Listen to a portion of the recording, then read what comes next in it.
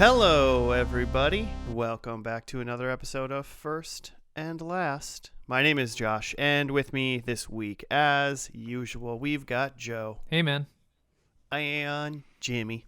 What's up, pals? Pal? You faded out there. There's still one left. There's one pal. You got one pal. You've lost your following, Jimmy. Fallen from grace. Banned on Twitter. That's not Twice. True. That was No, that wasn't. It was someone a little bit more high profile than you. How's everybody doing? How's everyone weeks? You know? Yeah. Good? Yeah. You guys doing good? Saw the sun today. That's always nice. Yeah. That is, I suppose Sun's that's really true. making a comeback. Sign that summer's approaching. Hope so. Mowed the lawn today, like some kind of adult. Oh, that's fun. First lawn mow of 2021. Is it fun, Joe? Do you enjoy mowing the lawn? Of the household tasks and chores, I really do like mowing the lawn. I don't know what it is about it. It's just something about getting to walk around and groom stuff, but it's also you're just walking around. You don't need to bend over to dig anything or cut anything. You're just walking with a thing. Yeah. Put on some music. Blast it in your ear holes because I was gonna say I don't do that because that sounds you're just blasting that music into your ears when it's already loud outside. Oh yeah. Cool. How do you think I catch up on this podcast?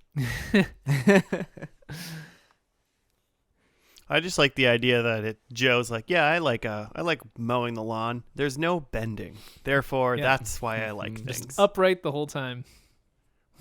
Hey Joe, what's up? You want to go do something today? He's like, will there be bending? Yeah, well I have to bend over, because then I'm out. Oh man, so good. All right. Well, this isn't your premier bending podcast, Joe. What is First and Last for the uninitiated? It's a TV pod where we just take the pilot and the finale and judge an entire show based on that. We like to just, dive into the first episode not knowing much, try to make some predictions before the final episode, and then see how we did. And see how we did, we shall today. Because I'm taking you kids on a journey. Ooh, oh boy. To the center of the earth. Is Brendan Fraser involved? No, because I don't do not want anything to do with it. If he is. I do not believe Brendan Fraser has anything to do with what we're about to watch. But right. I do have a question for my reveal. What do you guys know? What do you guys think these three things have in common? The X-Files, J.J. Abrams, and Dawson's Creek. That's the hint of what show we're doing today. J.J. Abrams. Felicity. We already did Felicity. We already did Felicity. Say that again. X-Files? X-Files, J.J. Abrams, and Dawson's Creek. So does this show star Scully and I don't know.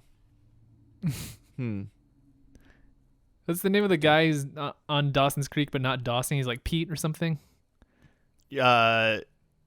Pacey? Pacey. Yeah.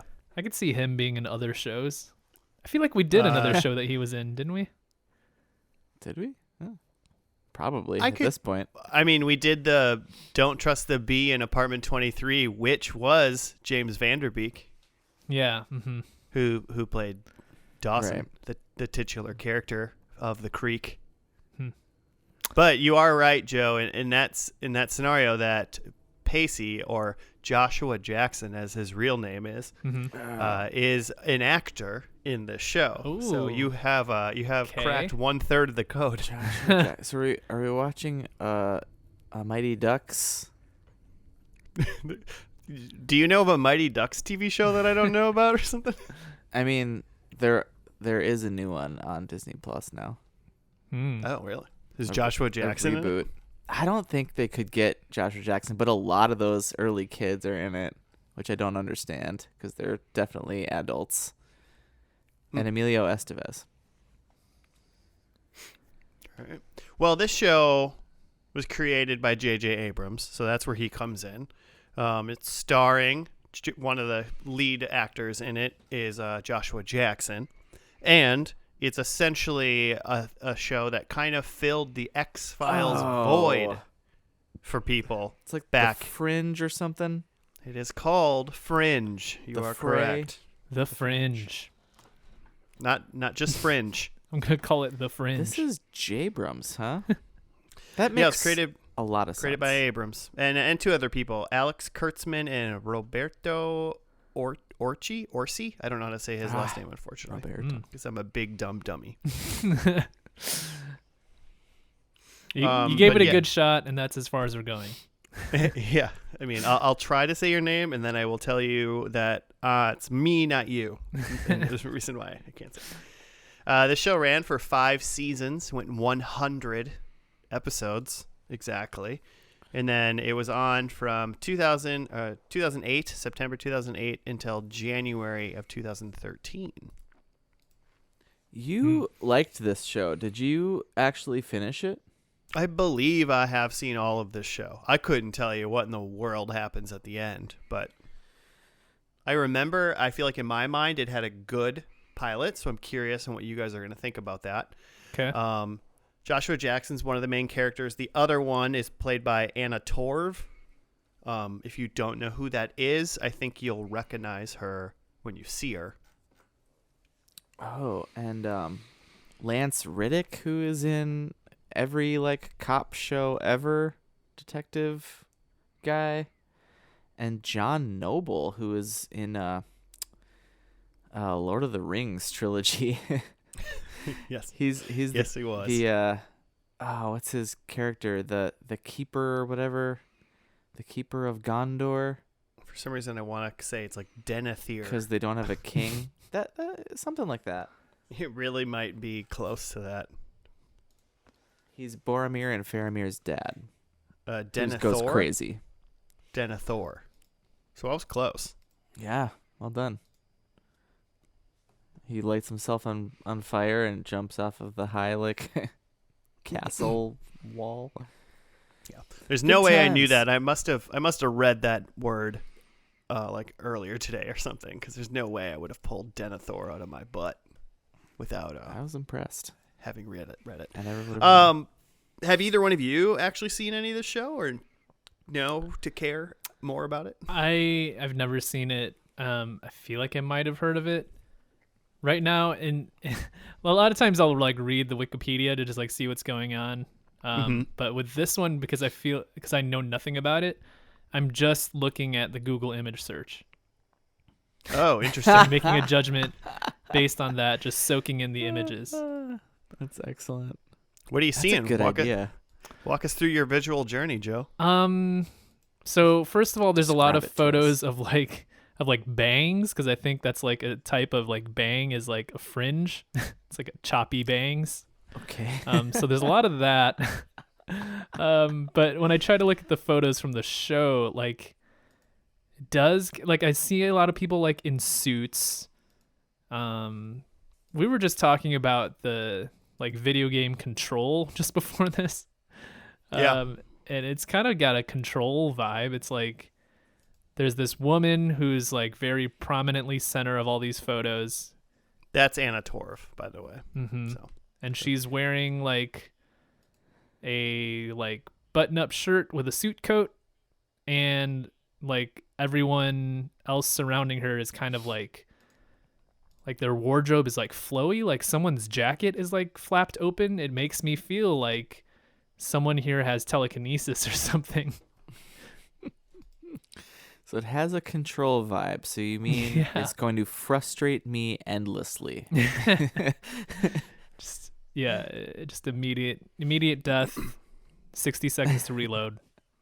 I mean, actually, in a way, that's actually a pretty good way to describe it, is kind of being a mix of the X-Files and the video game Control for anyone that's actually played it or knows what it's about. It's okay. got that like kind of that kind of vibe. So is it actually in the X-Files universe? Is that confirmed, or like No, do I they don't. I don't. reference it like it's a show that they know? I don't think it's technically in the universe. I don't think they have the ability to just like declare that by any means. I think potentially in this first episode there may be some sort of X-Files Easter egg or something within it. The team or the people that are in it, they are in the FBI. Like that lady, that's why she's wearing her like, FBI suit or whatever. So they're definitely FBI people, and instead of the X-Files like unit or whatever that just that made up Mulder and Scully at all, I believe that this is like the Fringe science unit of the X-Files or something like that, which is essentially like a small like pushed away section, kind of like Mulder was in the X-Files. Love it. Yeah. So, and this is what go. So I was just gonna say, so it's just X-Files in the aughts or what? Late. Yeah, 08 to 13. Love it. It's millennial X-Files. Yeah. Yeah, if I can remember correctly, I think it's less of like how X-Files is definitely like there's werewolves and aliens and stuff. I think this is Fringe, quote unquote, science. So it's one of those like, oh, everything has an explanation. It's kind of how it works until it obviously somehow, in later seasons goes completely wacky. Lunatic Fringe. The Lunatic Fringe. Does either one of you, before we get into the first episode, dare to take a crack at maybe what's going to occur? I think that what's the name of the lady again? Anna Torv. Yes. I think her name is Olivia in the show. I think Olivia is like interviewing for a job at some just like nondescript office job, and then she gets offered the job, but it turns out like what she thought was like a low level position, she's actually just like the director of her department now, because she's been just like chosen by some sort of entity. Okay. And so she needs to figure it out from there, as the new director of her bureau. Ooh. I feel like you're just half describing yeah, a lot of that was Control. Yeah, that was those are the things I can understand about Control. The rest of it, no idea what's going on. Great game, though. Her brother's missing, and she needs Joshua Jackson to find it, and he's going to be wearing a hockey jersey at some point. Okay. I'm glad, Jimmy, at least that you brought him in there, because I was gonna ask Joe how Joshua Jackson fit into this whole becoming the director of a whatever. Is he the guy that interviews her or something? Like, I assume they work together. Yeah, maybe he's the guy. He's there. I don't know that he's necessarily superior, but like he's the guy that's there and can explain things to her because she's new. Maybe there's a little romantic tension. Who knows? We'll see where it goes. Oh, you wanna over under Joshua Jackson kisses in this one? I feel like in all of the cover art I'm looking at, they're not really like there's not a whole lot of warmth between them. Even though they're always like standing next to each other.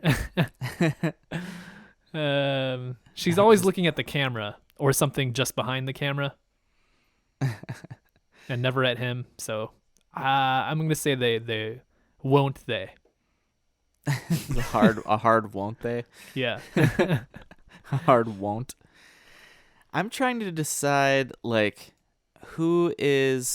someone is gonna be like fully on board and someone's gonna be the skeptic, right? So I think. So you want to say who's the Mulder, who's the Scully? Here. Yeah, exactly. And I don't want it. I feel like it would be. I think it would be awful if like Joshua Jackson was just the Mulder and she was just the Scully. So I want it to be flipped. Okay. I want it to be that he's coming in and doesn't believe, or like is trying to find like rationale for things. But then you've got Denethor in there, and I think he's gonna be like, I want him to be like a kooky Christopher Lloyd character, a Doc Brown. I mean, I will say I think you'll be correct in at least deciding either Olivia or whatever Joshua Jackson's character's name is. I honestly don't know at this point. Can't remember. Peter is Joshua Jackson's name. Peter Jackson. So I think this will be a fun one. For let's call it for half a point. I guess you can't be wrong, so it's going to be 1 point if you get them both. Because if you get one right, you're going to get them both right. So Jimmy, who's the Mulder? Peter or Olivia? I'm gonna go Olivia because I want it. And then Joe, would you agree with that, or do you want to switch it up? So wait, when you say Mulder, that's... Mulder's the believer. Okay. Scully is the skeptic. Gotcha. So yeah, I'm gonna go with Olivia as the Mulder. Is that what Jimmy said? Yeah. Yeah. I think they flip it up. Cool. Well, we'll find out if either one of you are right. Can I change it? Do you want to change it? I mean, I don't want to. Well, then don't. Nah, I'm sticking with it. Stick with it. You'll be fine. All right. Well, I mean, hey, we know what we're gonna potentially what you guys are gonna find out. Some sort of X-Files-esque J.J. Abrams show in a way. I'm not 100% sure. Keep an eye out for some X-Files Easter eggs. There might be some in this first episode. And let's just do it. Let's just watch it. It's called Pilot because Abrams hates me. So, like he didn't know this was going to get picked up. So yeah, let's dive into the first episode of Fringe called Pilot, and we'll be back after that.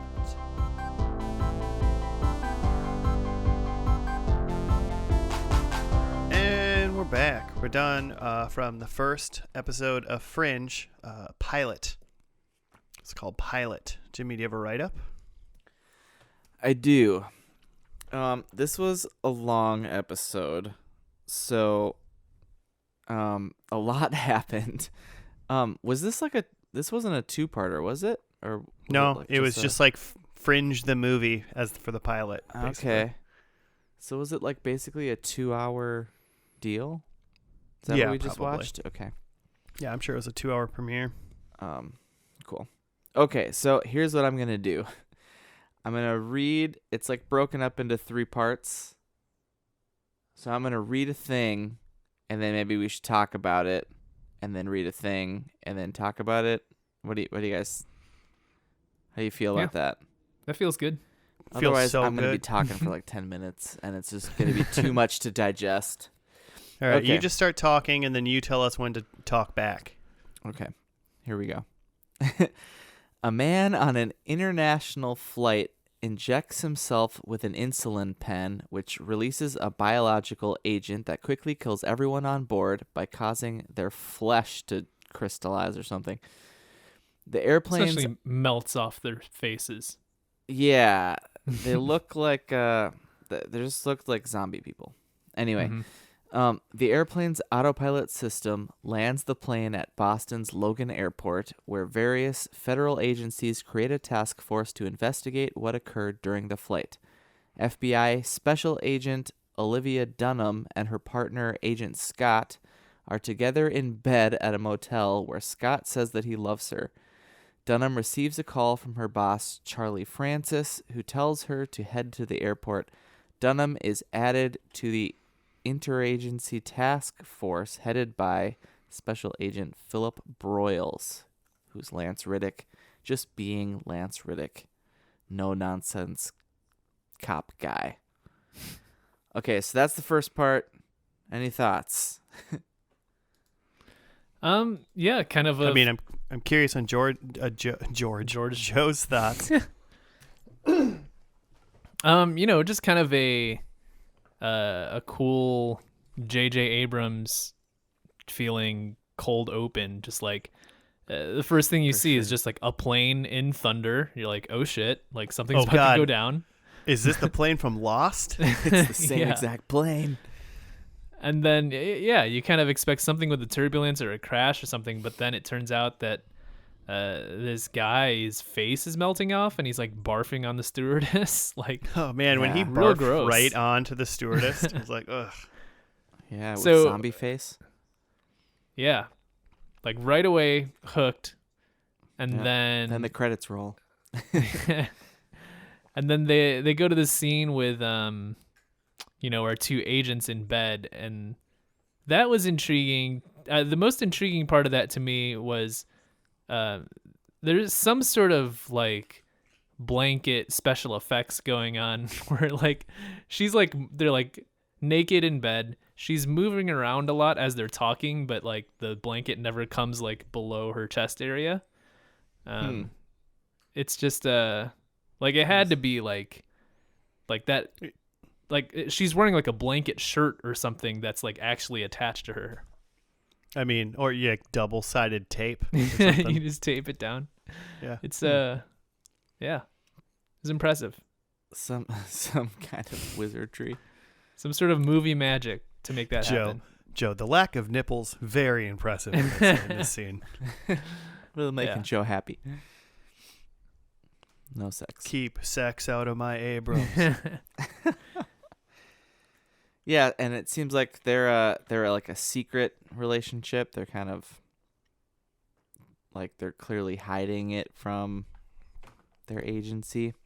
Mhm. I'm sure it's kind of a faux pas to like date your partner. Mhm. Yeah. It definitely Probably sets not up good for the field. of like hey, like, this is a relationship that's blossoming and hopefully nothing goes wrong from here. Mhm. And nothing ever did. That's definitely like the end. I feel like that's like the short description of that scene is just like he says I love you for the first time, and like they work together. I'm sure it's going to be fine. Yeah. I have thoughts on that, but so then they both get, individual calls to come to the airport. And they meet Charlie, who I forget his name, but he's in the Flareoverse. He's the big bad in like a season or two of Arrow. So that's where I know him from. Huh. I didn't know that. I don't think I've seen him in anything else. This and Flaro. Yeah. He's great. He's fun. Yeah, I mean, really, Charlie's character essentially is just like other, like in this episode at least, he's just other agent that is like Olivia can just tell him things that she needs to drive the plot, and they just appear a little bit later on, or Mm-hmm. Yep. Just the plot device character. Yep. Okay. Well, that brings us to their like task force here with Broyles, which is just an unfortunate character name. Broyles. Everything about that's gross. Okay, so should I read the next part? Do it. All right. Oops. Oh, Kirk Acevedo is his name. I accidentally just scanned over it. Okay. Following a tip, Dunham and Scott are sent to a storage facility where they uncover a biochemical laboratory which explodes when detonated by a suspect they are chasing. Scott is affected by the chemicals released in the explosion and is placed into an artificial coma to slow the progression of the chemical reaction. While investigating a possible cure to Scott's condition, Dunham blackmails Peter Bishop to gain access to his father, Dr. Walter Bishop, whose top secret work at Harvard in fringe science resulted in him being sent to a mental institution. Dunham manages to release Walter from the institution. However, he becomes enraged when he discovers his laboratory in Harvard has been shut down. Broyles reopens the laboratory where Dunham transfers Scott's body. To identify the man from the storage facility, Walter synchronizes Dunham's brain waves with the comatose Scott so that she can read his mind. Walter claims that syncing brainwaves and even reanimating the dead can be accomplished up to 6 hours after death. With the help of Dunham's assistant, federal agent Astrid Farnsworth? Yeah, Farnsworth. that was her name. The experiment succeeds. Dunham identifies the man in Scott's memory, Morgan Steig, as a passenger on the plane. The teen learns Steig's twin brother, Richard Steig, was an employee of Massive Dynamic, a company founded by William Bell, Walter's old lab partner. Okay, that was a lot. That was a lot. That was a lot. There's more. So yeah, so they end up chasing this guy. He blows up the agent Scott, which is like the man agent, and that in that scene, that's where I was like, yeah, of course this guy's gonna die. Like, oh my gosh! Like, even before that, yeah. When they were talking in bed, I was just like, I mean, this is not gonna work out. I don't know if one of them's gonna turn out to be evil or one of them's gonna die, but like, this isn't gonna work out. I mean, almost in a way, wasn't he kind of both? Yeah, it ended up being both, but yeah, at least for that blow up scene, I was like, well, he's dead. That takes care of that.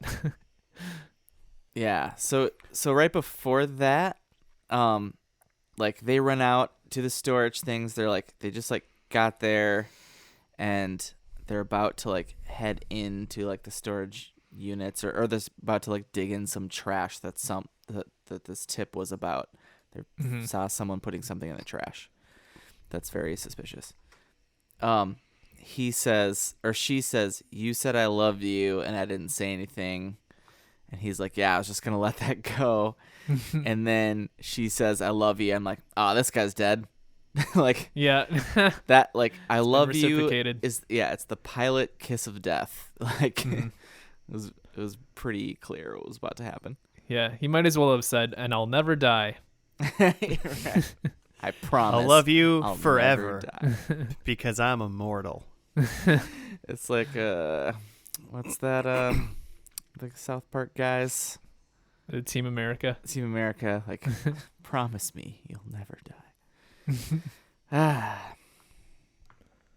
But yeah, so because he got blown up, his skin and started turning translucent. He was a translucent man, but apparently he was turning to like crystal or something. I don't. Turning into a water balloon.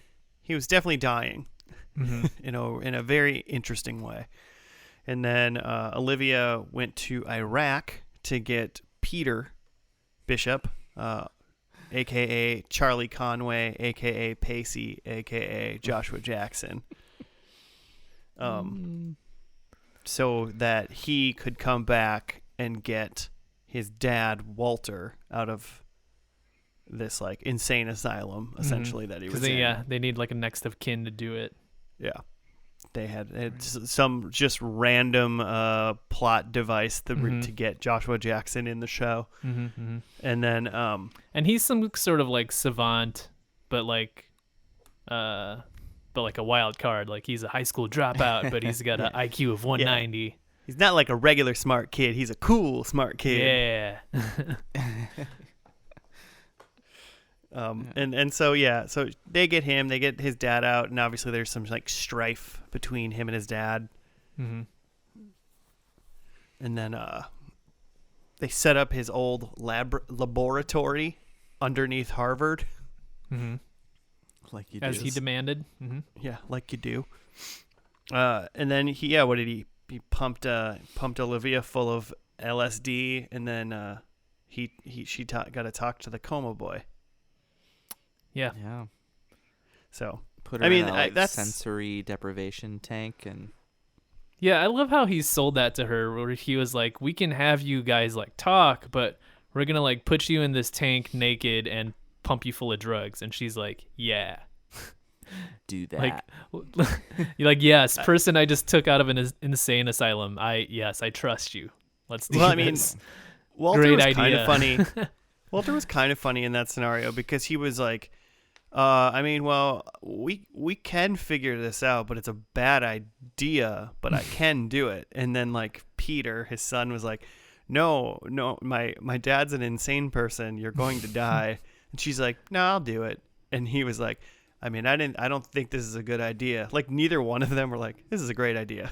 But Sure. but like Walter was like, I'll do it. That's cool. This is fun.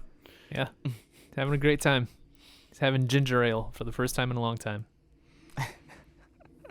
Drinking his ginger ale, and then he's like, all right, let's go make some LSD. Let's go cook some meth.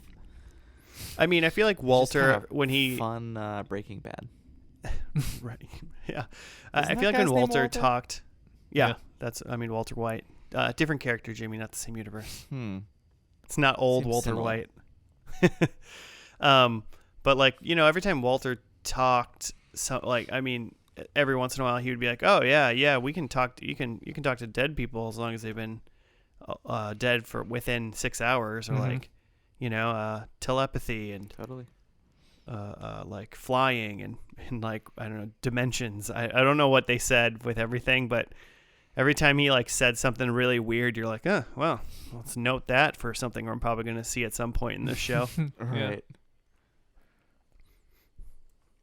What was the other part? So then she talked to John in the coma. They got that guy's like face and the stuff they needed, and then they went to arrest the convenient twin brother. Oh yeah, that's right. Because she found the guy's face and then found out, oh, that guy was on the plane. Which is, as much as we know of that guy as the viewer, where we saw this guy on the plane, and then later we saw him at the storage facility, and we're like, how did this guy survive? And then Right. it's revealed that it's actually his twin brother. Right. Not Who sci-fi at all. Yeah, who Normal used to thing work. that happens. The brother used to work for this like bioweapons manufacturer or whatever. Massive Dynamic. Like that doesn't even sound like a good person company, It's a bad guy company. And we Sounds learned like about them early when Walter name drops this guy in front of Peter, and Peter's like, your old partner is the head of this like multi-billion-dollar company, and you are in an insane asylum. Great. Cool. Yeah. Thanks, Dad. I mean, and in somewhere in this region of the show, Olivia goes and talks to the lady at Massive Dynamic. I think her name was Nina Sharp. It's coming up here. Oh, okay, we're not there yet. We're not there Should yet. I wait? Slow your roll. Oh, I'm sorry. So I'm so sorry. basically, Olivia uses Peter to get to Walter, and then Walter uses Olivia to get him out of the mental hospital via Peter. It's just kind of a circle, and then it's just like the plot of the first X-Men movie where the senator who hates mutants gets turned into a puddle, basically. Have you seen that movie? Yeah. That's exactly what this guy, Agent Scott, looked like for half of this show. More than half of this show. Like Senator Kelly, I believe is his name. Mm-hmm. So yeah. Anything else there? I don't think so. Move on to the last part here. So then Dunham, like Josh was saying, Dunham goes to Massive Dynamic headquarters and meets with executive director Nina Sharp, who agrees to give her all the information on Stieg. The suspect is arrested and initially refuses to provide a list of the ingredients present in the toxin, but Peter's threat of exposing him to the chemicals causes him to reveal the ingredients. The information provides a cure for Scott. The suspect reveals that he did not sell his chemicals, but was forced into what he did by someone from Dunham's office. The suspect leads Dunham to a buried tape recording of his phone conversations about the chemicals and the attack, where Dunham realizes that Scott was involved with the attack from the beginning. While she races back to the hospital, while she races back to the hospital, Scott awakens and kills the suspect. He is chased by Dunham, but crashes his car and is mortally wounded. Before he dies, Scott asks Dunham why Broyles would send her to investigate the storage units in the first place.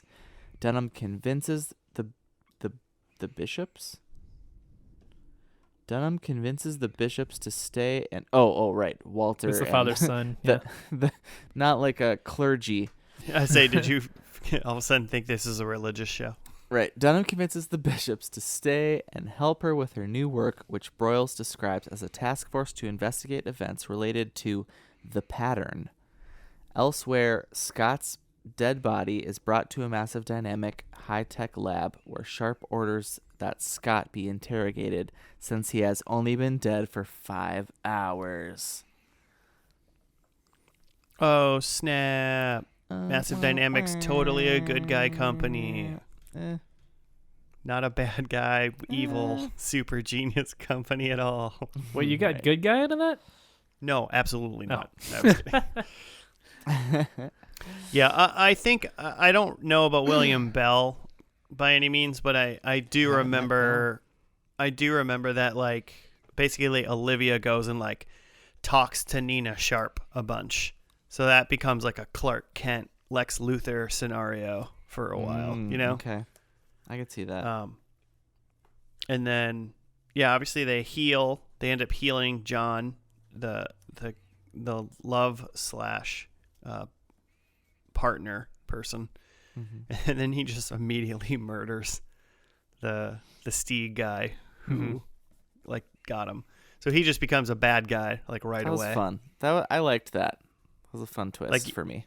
I thought it was pretty good because obviously you were like, oh, he's going to die, and then he explodes. And then they actually managed to save him. And you're like, oh, look at that. And maybe he will be that. Like, that they saved him? I hated that I saved them. And then don't worry. Then they turned it right around. He's a bad guy. I was like, okay, that's fun. Yeah. And then they immediately killed him again. I was like, okay.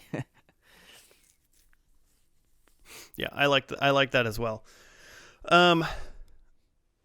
I guess I'm not like, the only thing that like is kind of hard for me to swallow or like for believability's sake is that like Peter would really want to like stick around and like hang out with his estranged father that's been like locked away for 17 years. I mean, I can understand that. That's the only thing out of all of this?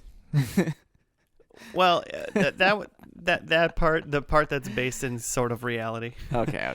Sure. That's fair. It just I mean, obviously, I feel like, you know, any human would be kind of sympathetic of somebody else getting like recommitted when you think, and that would suck. Back in. I mean, just to be devil's advocate, so like they set up Peter as like he's on the run from something, and Olivia, she like under false pretenses like tells him, you know, there's this like file and we can like basically blackmails him into coming, and then she comes clean later and says, okay, there is no file, but I know that you're in trouble. And so he's not going back to anything cool somewhere, you know. He's got nowhere and then at the end he's like, I just had like a 5-minute conversation with my dad where he wasn't an insane person. That's kind of cool. So they give him a little bit of reason to be wrong. I guess that's true. And I mean, I suppose they'll probably use his like reluctance as plot devices later on where he's like, I should have left. I'm going to leave, you know? Oh, for sure. He's a brooding, angsty guy. Put my dad back. I just want to go play hockey for the Ducks again. Quack. Joe, what did you think about John getting healed and then immediately becoming bad and getting killed? Yeah, it's interesting because it was already pretty close to the end of the episode. I feel like that was after the last commercial break that all of that happened. Yeah. That I thought we were just like wrapping up, and then all of a sudden we've got like one more chase scene and a new bad guy. Throwing twists. I don't know. Yeah, I don't know if I dislike that so much as just I was just surprised by it. Like it was already a long episode with a lot of twists and turns. I thought that the plot had been wrapped up and we were just going to, give you kind of the next time, which I guess they still did, but with the added plus of, oh yeah, and this guy's gonna heel turn. It's interesting. Love it. Bold. I don't know if that Very maybe that guy Abrams. was in it. Maybe that guy was expensive and they can only afford him for one episode. So they That guy? They could have got anyone to play that guy. I mean, he just looks like everyone.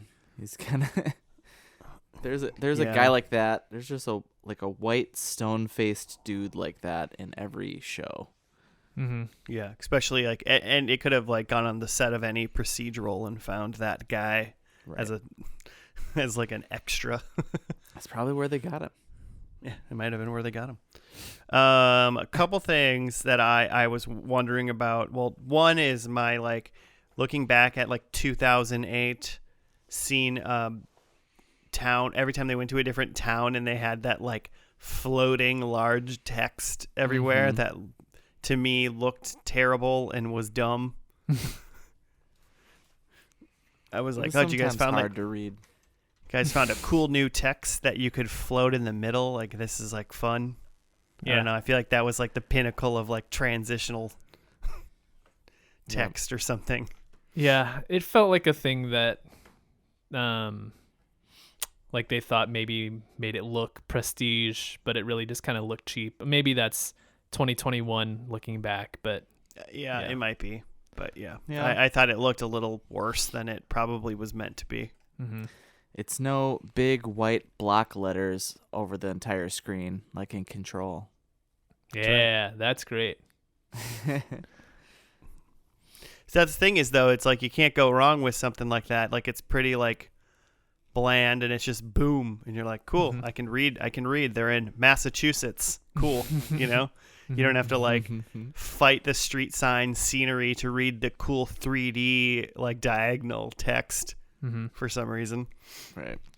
The other thing is, which I actually did like, and I'm wondering if you guys liked it and noticed some of the things, is those like little like kind of like X-ray pictures, or I guess that they had kind of in Right before transition. commercials. And like I don't know if did you pay attention to those at all? There's like an apple, I think a butterfly or something. Yeah, but did you know like the apple, like where the seeds are, where the apple was like two little babies? Two little babies. Yeah, Like it was like growing little babies? baby. It was as if it was like two babies growing in an apple core. Oh, And then I think the leaf had like a triangle in it, almost like Illuminati. I noticed a the hand- leaf because then at the end in the massive dynamic place it was a leaf on the door. Yeah. There's a handprint with 6 fingers. I remember that. Yeah. Oh. So those are all kind of fun, and I guess I don't even know. They might. I mean, because obviously the leaf one was in massive dynamic, so I'm sure that maybe relates to plot somehow. But it's just kind of like little Easter eggs throughout the That's show fun. that are fun. That is fun. You can count on J.J. Abrams to do quirky little things like that. Apparently, this is one of the most expensive pilots in television history, according to Wikipedia. $10 million. Seems like a lot for a TV show. A lot of effects. Yeah, It's all especially that. a pilot. It was all that text for the towns. Costs a lot of money. A lot of graphic design. They actually put those in the city. That's why it was so expensive. Those are real 3D letters. I did say look out for X-Files Easter eggs, And I realized that in this episode, at least, I didn't catch any because the one I was thinking of that I thought was the pilot was actually season 2, episode 1. And in that episode, there's 2 different things that happen that I'll just tell you guys because I think they're fun. Is they're chasing somebody like through a house or something like that, and there's a TV on, and the TV is like the first episode of the X-Files where like the light comes down and the person gets like abducted or whatever. Nice. So it's there. Somebody in this dark place is watching X-Files, and then Broyles at some point tells like Olivia that there used to be an X division of the FBI, but it like got shut down like a little ways back or something like that. Fun. So they do a little nod towards the X-Files, but that's about it. Nice. But that's season 2, episode 1 apparently. Not This definitely clearly is influenced. Yes, by very the much so. files. Very much so. Nice. Before we get into predictions, just I guess I want to know what you guys think about how was this as a pilot? Did it do well? Do you want to keep watching it? I almost kind of feel like it was a little much. And maybe that's like kind of picky, but like a little much in terms of, for a lot of it, we're tracing down this one plot point of there was some sort of chemical attack on a plane, and we're trying to figure out what that was. And we narrow it down to this one guy who used to work for this like mysterious company, and like there's things going on there. But then like within the last 5 minutes, it all kind of blows up where there's a double agent. And then the Boyles guy says something to Agent Dunham, our protagonist, about like, hey, I'm going to need you to like chase down these other phenomena that we're calling the pattern. And there's a whole world of crazy shit out there. That it just kind of, it blew my mind a little bit of like, it made me kind of feel like I don't really know what to expect in the next episode, which is, I feel like they're trying to go for like, hey, like you never know what's going to happen. There's like a whole world out here. But I looked at it as in like, yeah, I don't know what's going to happen next. I don't know what to pull from this that's going to pull me to the next episode. Yeah, Broyles' examples were like weird about what he wanted, because he was like, there's like 46 kids that like disappeared and then all came back and were all the same age. Some like sonic plane that like caused a tsunami that killed like 90,000 people. Mm-hmm. And he said something else. Yeah. And then he was like something, the pattern, which was like, you know, the buzzword that Nina said to her earlier. I feel like the things that worked for me are like, I feel like Joshua Jackson is like probably the best performance in this episode, of just like, he seems very confident in his kind of like wily smart guy, but with kind of a baby face character. The main protagonist of Olivia is a little bit too cold to really know what's going on there, but maybe that gets developed. So I feel like if you're along to hang out with Joshua Jackson and look into some weird stuff, people's faces melting off, then yeah, mission accomplished. I actually also liked Walter and Peter. I thought their dynamic got like kind of grew as the episode went on to be kind of fun, where it's like, no, Walter, you're insane. Like, I get it though, but like, you're great. Like, cause I'm also really smart, but also you need to think about this angle. And then all of a sudden Peter would be on board. Peter Jackson. But yeah, I totally hear what you're saying. Like, I don't think this needed to be like a 2-hour long thing. It almost felt like this was a whole big setup to what a pilot, like, this is not what you really think of in a pilot. It almost seems like now this next episode will set up what the show's going to be about, because they're going to like enter into this new division or whatever, and we're going to see this new world. This was like the prequel. Interesting. Yeah, kind of setting the ground. almost like this is almost episode 0 in a way. Mm-hmm. Yeah. Yeah. Okay. Also, do you guys think you agreed that you both were right with Olivia being Mulder and Peter being Scully? Kind in of a way. I'd say so. I mean, of the two, Olivia was totally on board, and Peter would be like, "Nah, you can't do that." Mm-hmm. Yeah, I mean, I don't necessarily think he was like quote unquote like, like skeptical of what was going on per se. He was just like, this is insane because you're gonna kill yourself doing this it's just stuff. a bad idea. Yeah. Yeah. So he was skeptic in the way of like he's not like It's not on pro board. his crazy dad stuff. Mm-hmm. Yeah. Okay. Let's do predictions. Let's do those. Let's do it. Here, I'm going to do mine first, and that's just because I've seen the last episode. I have absolutely no idea what happens. I feel like in my mind things are bonkers, but that's really all I can think. I can slightly remember.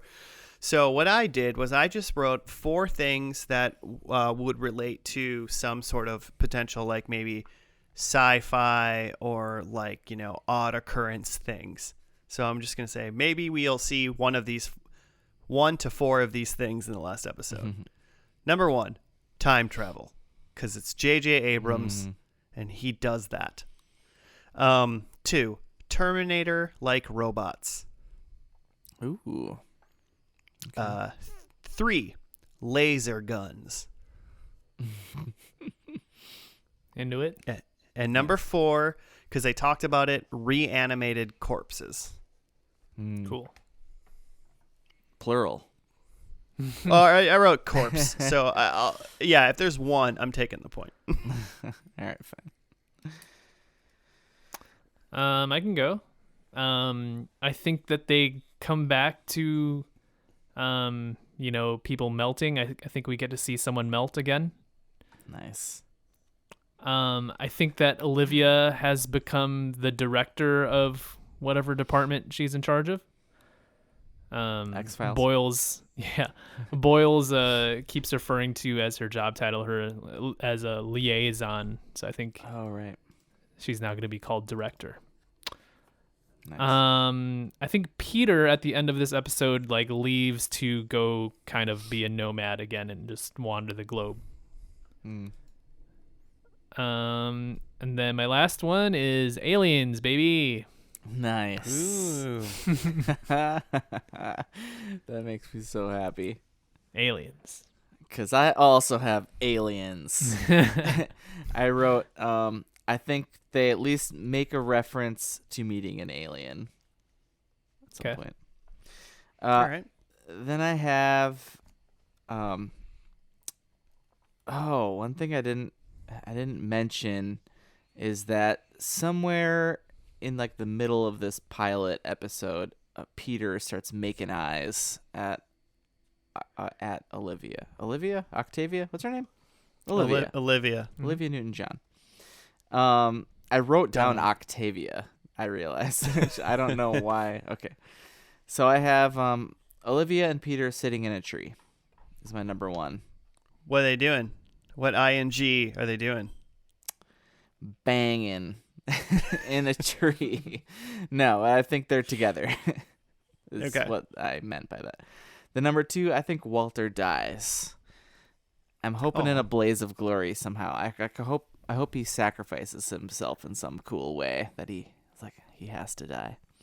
But Walter dies, and then I have basically number 3 or number 4, I guess, is because Walter dies, Peter is taking up the Dr. Bishop mantle. Probably with an honorary degree from somewhere because he didn't isn't graduate like the high next school. It's not like the next Iron Man or anything. You just Yeah, basically. Okay. Cool. Okay. Well, let's watch the finale then.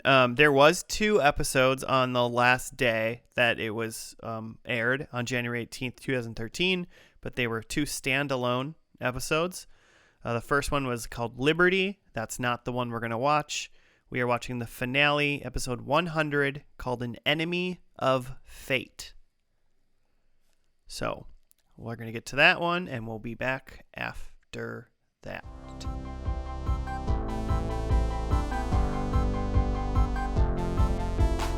And we're back. We're done with the finale of Fringe, which is called An Enemy of Fate.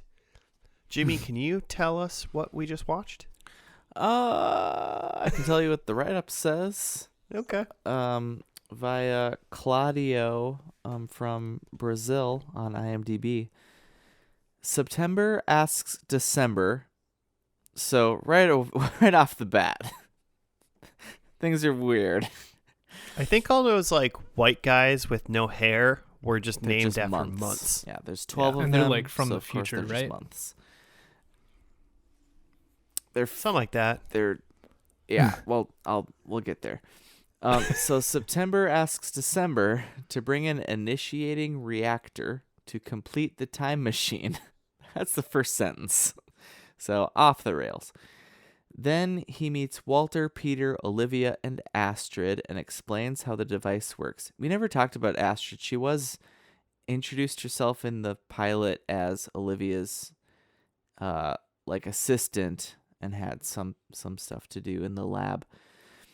So then Peter finds a farewell videotape from Walter addressed to him.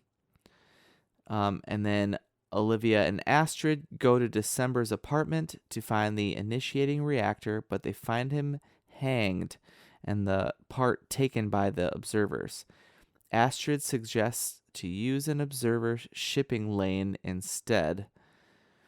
Olivia and Peter go to the observer's headquarters and use chemical gas to retrieve a control cube to use the shipping lane. They also rescue Broyles, that was interrogated by Windmark, who is another one of these observers. So I guess they're not all months. Now they start to set in motion the plan to defeat the observers. So a lot of weird stuff happened. Also, the observers, or maybe it wasn't them, but when they went into the like place to save Broyles and apparently get a cube or something, like they all had like these little snake squid octopus things that came out of them, as if they were all for lack of a better way to say it, to be extremely nerdy, they were all like a lot of, what was that Dax lady from like Deep Space Nine, who was like a worm that lived in people? Oh, yeah. Forgot about that. Nope. You following me, Joe? I don't know if... So, there was a bunch of different things going on there. So, it says, like, in the continuity section of the wiki for this episode, it talks about things they used against the observers, including nematode worms, radioactive isotopes, parasitic cold slug, anti-gravity osmium bullets, which is the like bullets they shoot the people and then they float, and then a hallucinogenic drug that simulates deadly butterflies and skin growth toxins. So all these things that we like saw them like fighting with, like the observers dealing with, apparently are things from the show's first 3 seasons. And so they're showing that even though the timeline is like changing, or like Peter is like erased, that they still occur in this timeline. I don't know. We're all over the place, man. Yeah, this is a rough one to jump into. And then like Peter and Olivia were they married? Because Peter was wearing a wedding ring and they definitely smooched. And then like later on, the very end, they were like in a field with a child, which seemed almost like a different time. It seemed unconnected, Yeah, like linearly. Almost like a different timeline. Linearly. Can't say the word. Yeah. Yeah, it did. At least that seemed like what they were going for. Right. So lots mean- of timeness. Timey-wimey. It says the Fringe wiki fandom says observers were evolved humans from one possible future of mankind.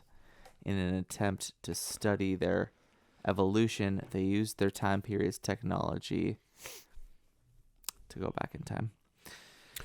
I mean, they were like teleporting all over the place. I was like, what's going on here? I've seen this show. I have no idea what was going on.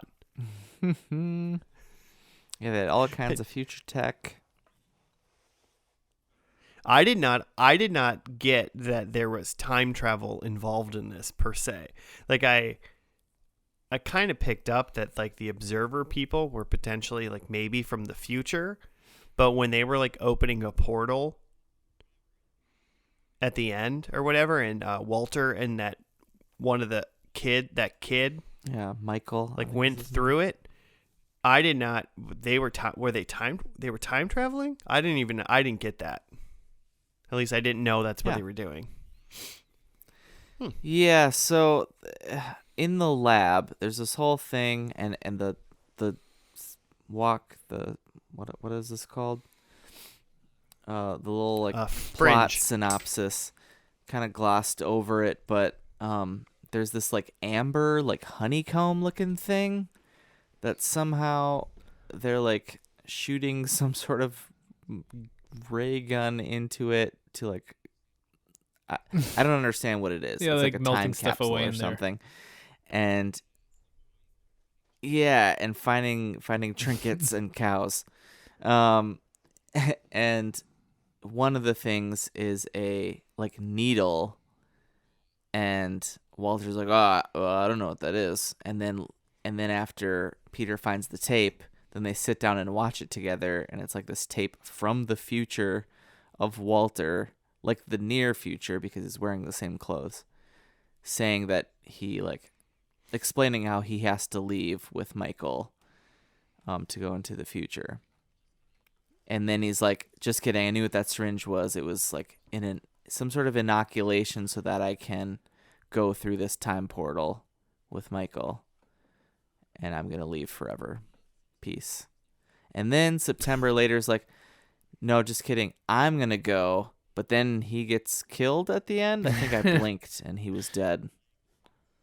He died like It he was kind of like there was anticlimactic.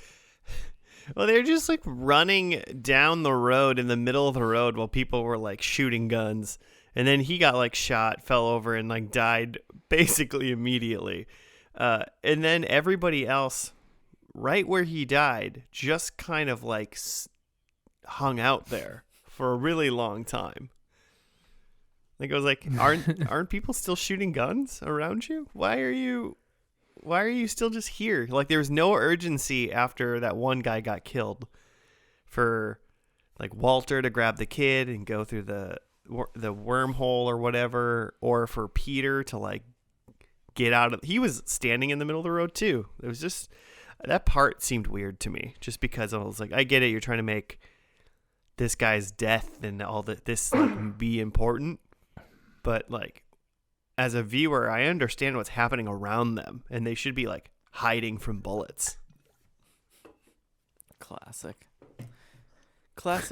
Abrams.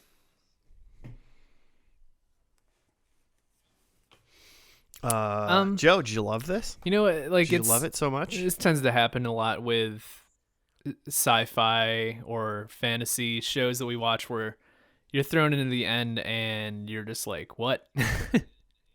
And this was, Right. kind of one of those. So a lot of confusion of what's going on. But I think the thing that I noticed that is a little bit different from other like sci-fi shows that we watch is that it seemed a lot more like sentimental than most finales, I guess, that we've seen of this type of genre. There's just like a lot of time spent on the Peter Walter relationship, and with like the time travel stuff of how Walter is going to like go back through the wormhole or whatever, and he's like not going to be around, and this time that they had together was like stolen. And And then like there's like again like something sentimental that happened at the end that I didn't understand. Yeah. I mean, yeah, it felt like almost like a lot of the beginning of the episode was kind of setting up a lot of the sentimental stuff. There wasn't much like gunfire and action till Yeah. the later. It's just interesting because like from the pilot, I can see that like things are gonna get wild in terms of the sci-fi and dimensions and timelines. I like, yeah, could totally see that coming, but I just didn't see that like, that so much of like the inter-character relationship stuff would play a big part in the finale for a show like this, I guess. Yeah. In this episode, we lost all of the like sort of like lab, like CSI medical drama. Like even though it was sci-fi in the pilot, we like lost a lot of that, I feel like, and then all of a sudden we had just a battle, just like a sci-fi. I was really hoping those guys were aliens because they were talking like they were aliens, but they were just from the future. Yeah, it's probably hard to keep that almost like procedural type scenario because I mean this show obviously had kind of took on the monster of the week mantle that like X-Files left behind. It's hard. Those are like the procedures are like the longest shows of all time.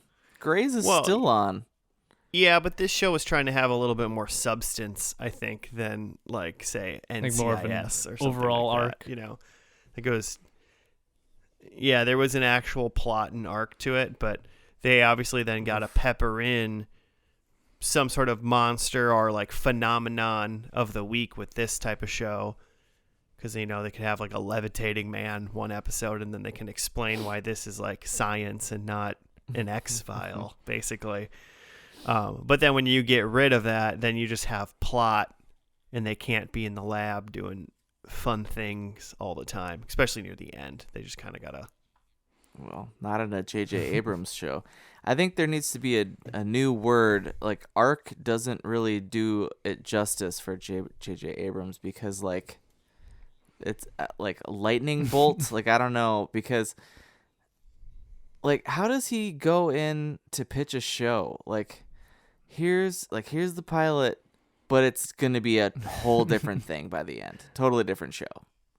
I mean, I bet he goes, all right, here's the deal. So it's light X-Files, but instead of like monsters, science can explain it. All right, cool, JJ. Cool. Here's $10 million. Where's it going to go from there? Well, no one knows. I think there might be like time travel. And that's what he says every time. Yeah. And they go, okay. Do you have a plan how to end it? Well, that's like 5 years from now. I'll figure it out. Come on. I figured out totally Lost. I figured out Felicity. It'll be fine. And everyone goes, yeah, okay, JJ, for sure. And then there's one intern going like, dog, you guys realize he doesn't know how to finish shows. Like he doesn't. This is going to get real weird. He starts them and quits before they're over. Like he knows this isn't his problem. I like honestly like what J.J. Abrams show is he like still essentially around at the end still? Yeah. Like I guess I did read in the wiki for this episode that he like hadn't like it was a interview that he hadn't seen the final cut yet, but he'd like read the script and he believed it was going to be unbelievable. My gosh, could you imagine like reading a script and just being like, oh man, this was unbelievable. I haven't checked the source, but it says that the filming took place in early December of 2012, and in a January interview he hadn't seen the finale, but he thought the script was going to be I'll great. get to it. I mean, this episode came out January 18th of that year. It was probably days before it came out. Right. Yeah. Interesting. Obviously, yeah, it's like the show started one way, ends another way. You know J.J. Abrams. I guess if you've watched a J. Abrams, you should be prepared by it by this time, you know? If that guy ever comes out with another TV show, I'm watching every single one week to week. And I'm going to be completely part of the zeitgeist to just fully experience the nuts that a J. Abrams show can be. That might be the only way to do it. I've never done it like that. I watched Lost after it was completely done, and everyone was pissed. You know, I watched this show after it was completely done. I'm never watching Felicity. That can die in a hole forever. What other shows did he do? Anything?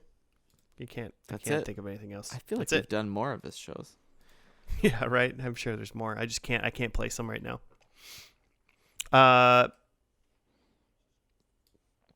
Joe, you gonna watch the show? You know, there's potential there.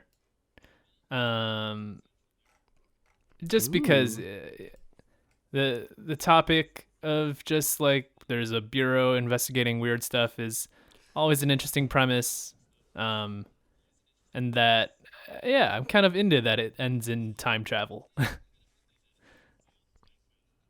Yeah, I also think, especially the first couple seasons, like 1 through 3, are more of like, you know, there's a background overarching like kind of, you know, storyline that's kind of pressing through the seasons, but at the same time, you know, one weekend there's a werewolf, but really it's a guy that put a serum in his body, and then you know, 2 weeks later there's a transforming car that is a panther or something, but that's because of evolution or some bullshit.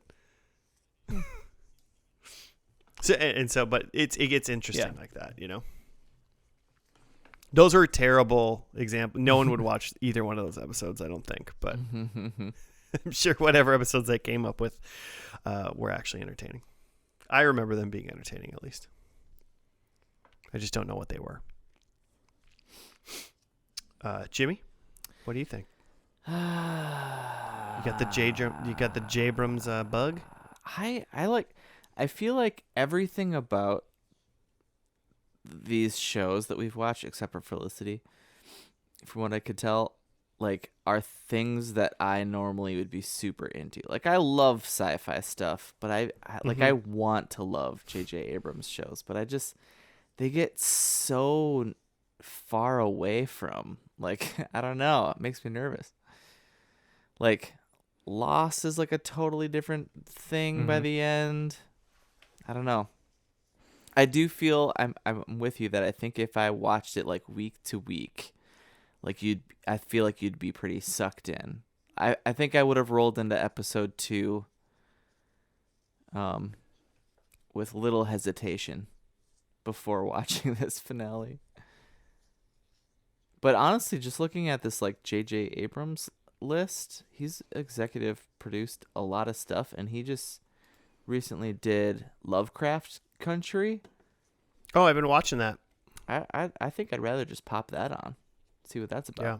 Apparently, he was executive professor of Westworld, not professor.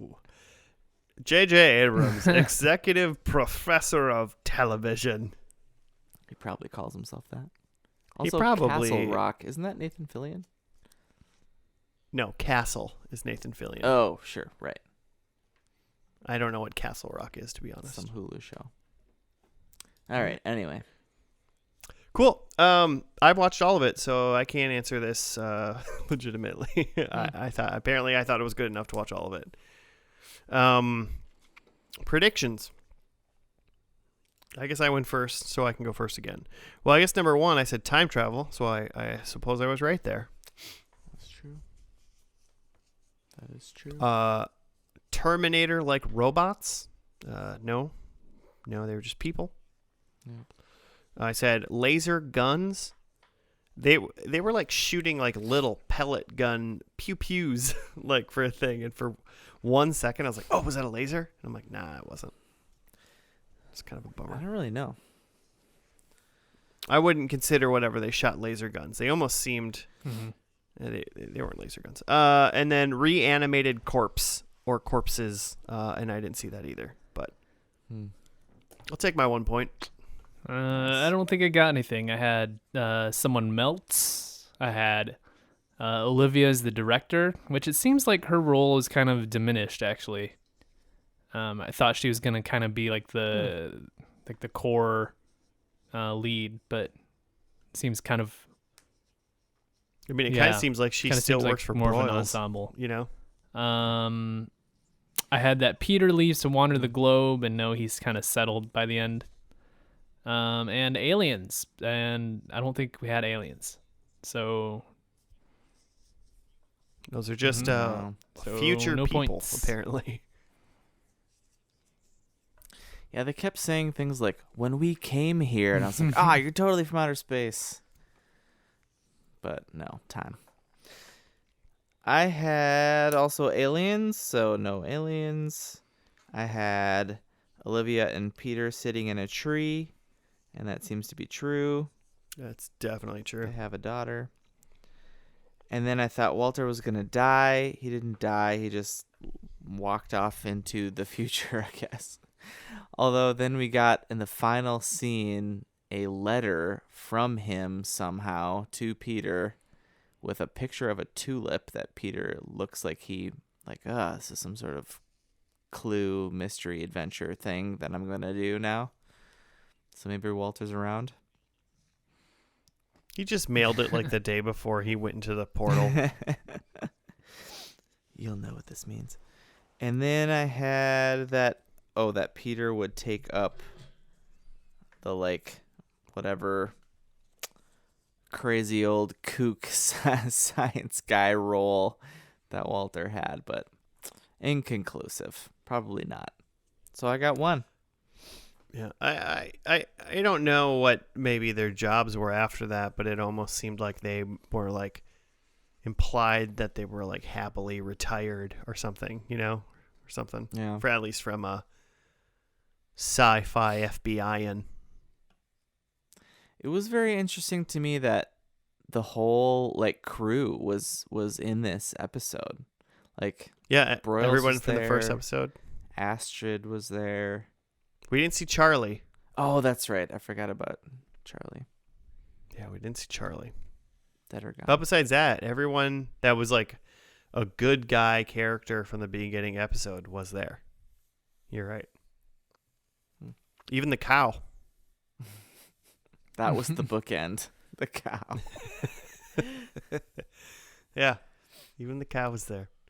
Okay. All right. Well, that's Fringe, everybody. Thank you for listening. If you would like to send us show suggestions or just, tell us what you think of us, you can at F&L Podcast on the Twitter or on the Gmails. Those are the contact things to get in contact with us. If you're on a listening device, that's an app where you listen to podcast, rate us a rate. Give us a star or 5. That would be much appreciated. And that's kind of it. We'll see you next week on another First and Last. Thank you for listening. Goodbye.